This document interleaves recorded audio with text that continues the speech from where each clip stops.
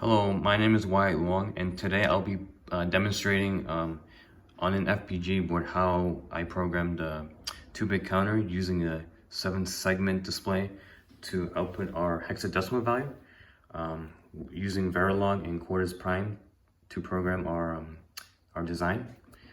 So before I demonstrate how a 2-bit counter works, hexadecimal counter works in this case, I will have to show how these switches and 2 buttons here make the counter work and behave as expected for this lab. So if you look at the first 7 switches, starting from switch 0 to switch 6, these switches, they help load the input values that's desired from the user. So if I want to switch an input for my desired values, all I would have to do is look at my hexadecimal value, convert it to binary, and then look at the values to check if my switches are turned on correctly. And in this case, I want to switch the values to 3A, and in order to do that, I would have to look at the conversion tables from hexadecimal to binary, and then use that value to as my switch inputs to turn on the values that I desire. So if I switch it on, which I have right now, which is 0 1 1 1 0 1 0, as you can see, it will show 3A. And if I unpause this, and then it's still counting, but once I press this key button, which is key 1, and if I hold it, it'll show the preloaded value that is set from the first 7 switches. And if I let go, the behavior of this counter will either count up or count down, depending on if I switch the direction from either 0 or 1.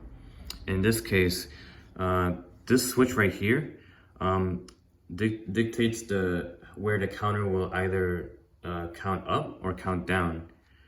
And as you can see, since my switch 7 is switched to 0, that means that the direction of the counter is counting backwards. And if I switch 7 to 1, you can see that the value is counting up from 1/8 to 1F right now. And for switch 8, basically what switch 8 does is it just pauses the counter. In any case you want the counter to stop doing what it's supposed to do, which is count. So I unpause that, and it'll still continue to count down, in this case, from the value that you paused at. And to reset numbers back to 0, all I would have to do is press key 0, as you can see here, and it resets from there, and it starts counting down or up from that point. And since the counting value counts at a slow rate, what I've done is programmed switch 9 to increase the speed counting by decreasing the frequency. No, increasing the frequency in order to make the counter count faster. So if I switch here, it counts at 5 hertz, 5 hertz in my clock speed.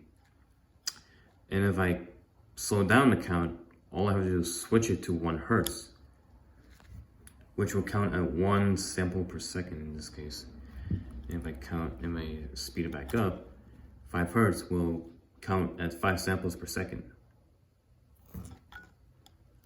And that is it for my project for the hexadecimal counter. Thank you.